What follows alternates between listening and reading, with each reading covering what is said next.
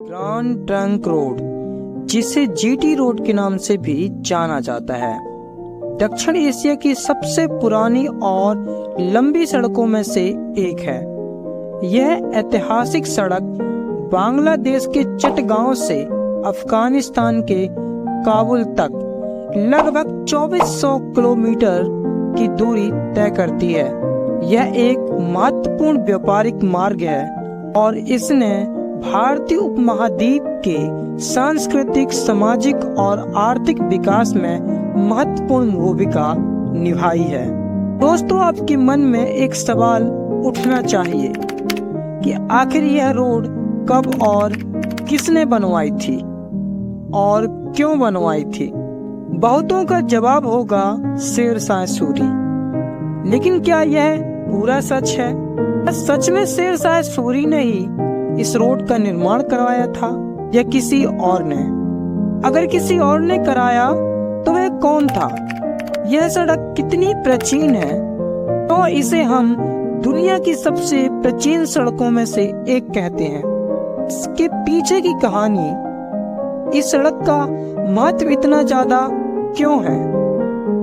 इस तरह के तमाम सवालों का जवाब हम इस वीडियो में आपको देंगे। नमस्कार, मैं हूं लेखराज और आप देख रहे हो Lekhraj RK show YouTube channel. तो चलो वीडियो शुरू करते हैं।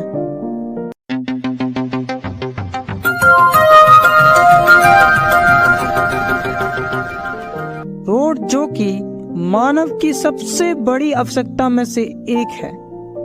व्यक्ति की यात्रा खत्म हो जाती है पर रोड खत्म नहीं होती। अगर रोड न होती तो विकास न होता और विकास न होता तो आज हम बंदरों की तरह जंगल में ही पड़े रहते। दोस्तों, सड़क हमारे अर्थव्यवस्था की ही नहीं, हमारे दैनिक जीवन की भी मूलभूत आवश्यकता में से एक है। बिना सड़क की अर्थव्यवस्था की कल्पना नामुमकिन सा है।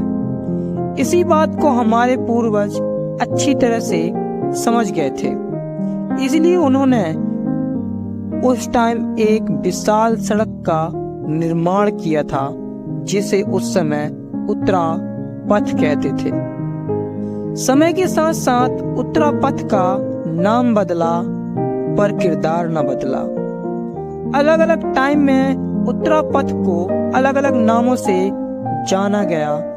कभी इसे सराय आजम, कभी इसे सराक ए आजम, तो कभी इसे शाहराह ए आजम, तो कभी बादशाही सारक, तो कभी लॉन्ग वॉक, और वर्तमान में इसे हम जीटी रोड यानी कि ग्रैंड ट्रंक रोड के नाम से जानते हैं। दोस्तों, ग्रैंड ट्रंक रोड की इतिहास की बात करें तो इसका इतिहास ईसा पूर्व से शुरू होता है। उस समय इस सड़क को उत्तरा पथ के नाम से जाना जाता था। हमारे धार्मिक ग्रंथ महाभारत हो या फिर बौद्ध ग्रंथ, दोनों में इस उत्तरा पथ का उल्लेख मिलता है। उस समय भारत में दो सड़कें मुख्य रूप से उल्लेखनीय थी, एक दक्षिण पथ और दूसरा उत्तरा पथ। आधुनिक ट्रंक रोड का अग्रदूत चंद्रगुप्त मौर्य को माना जाता है। यह रोड चंद्रगुप्त मौर्य के आदेश पर बनाया गया था और यह रोड फारसी रॉयल रोड से प्रेरित था। यूनानी राजनीतिज्ञ मेगास्थनीज ने इस रोड के बारे में लिखा है। चंद्रगुप्त मौर्य के पास इस सड़क के रखरखाव की देखरेख करने वाले अधिकारियों की एक पूरी सेना थी। कहा जाता है कि 8 चरणों में बनी यह सड़क पुष्परूर, तक्षशिला से हस्तिनापुर, कंबोज से प्रयाग और पाटलिपुत्र से ताम्रलिप्त शहरों को जोड़ती थी। इस रोड का उल्लेख पौड़नी ने भी किया है, जिसे उसने नाम दिया है उत्तरा पथ। अशोक के शिलालेख में भी हमें ज्ञात होता है कि उन्होंने सड़क के किनारे पेड़ पौधे लगवाए, कुएं बावड़ियां खुदवाई, विश्राम गृह बनवाया था। दोस्तों, इस तरह से मौर्य काल में इस सड़क का निर्माण शुरू हुआ, लेकिन यह इसका आरंभ था। कुछ राजनीतिक उतार चढ़ाव के कारण कुछ समय तक इस रोड पर ध्यान नहीं दिया गया, लेकिन जब मध्यकालीन शासक शेरशाह सूरी ने 16वीं शताब्दी में चंद्रगुप्त मौर्य की इस रॉयल रोड की मरम्मत का काम शुरू कराता है।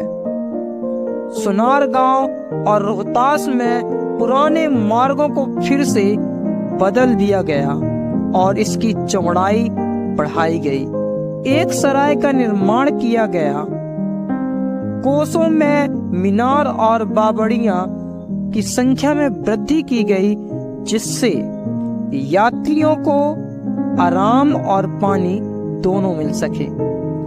राजमार्ग के कुछ हिस्सों के किनारे बगीचे भी बनाए गए। सराय में रुकने वालों को मुफ्त में भोजन उपलब्ध कराया गया। उनके बेटे इस्लाम शाह सूरी ने बंगाल की ओर जाने वाली सड़क पर मूल रूप से शेरशाह सूरी द्वारा निर्मित प्रत्येक सराय के बीच में एक अतिरिक्त सराय का निर्माण कराया गया। इन सरायों को पोस्ट ऑफिस और रेस्ट हाउस की तरह यूज किया जाता था। जब यह मुगलों के अधीन आया तो मुगलों ने भी इसमें निर्माण कार्य कराया। जहांगीर उनके शासनकाल में एक फरमान जारी किया गया कि सभी सराएं पक्की ईंटों और पत्थरों से बनाई जाएंगी। लाहौर और आगरा के बीच चौड़े पत्तों वाले पेड़ लगाए जाएंगे और उन्हें राजमार्गों के रास्ते में स्थित सभी जल निकायों पर पुल बनाए जाए और इस मार्ग को सूरी द्वारा सड़क ए आजम और मुगलों द्वारा इसे बादशाही सड़क कहा गया। दोस्तों, समय का पहिया फिर बीतता है और काल आता है ब्रिटिश काल।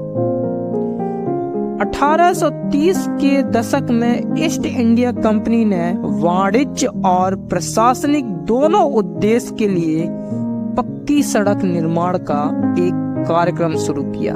कलकत्ता से दिल्ली होते हुए काबुल और अफगानिस्तान तक सड़क, जिसे हम ग्रैंड ट्रंक रोड नाम दिया गया, उसे उस समय इस रोड की पुनर्निर्माण में लागत 1000 पाउंड प्रति मील आई थी। इस सड़क का उल्लेख पोस्टर और रूड यार्ड किपलिंग जैसे कई साहित्यकारों ने किया है।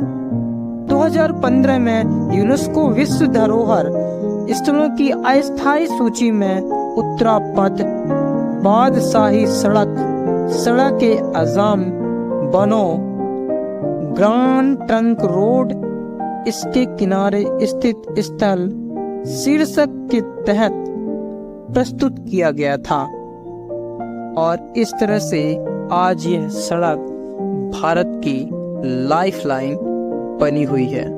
आज हम बिना सड़क के परिवहन के और व्यापार की कल्पना नहीं कर सकते। हमें किसी राष्ट्र को विकसित करने के लिए उसके परिवहन तंत्र को मजबूत करना होगा और ये काम हमारे पूर्वजों ने हजारों साल पहले शुरू कर दिया था। उम्मीद करते हैं कि आपको ये वीडियो अच्छी लगी होगी। अगर वीडियो अच्छी लगी हो तो प्लीज वीडियो को लाइक करें, शेयर करें और चैनल को सब्सक्राइब करें। तो मिलते हैं किसी और वीडियो में, तब तक के लिए नमस्कार।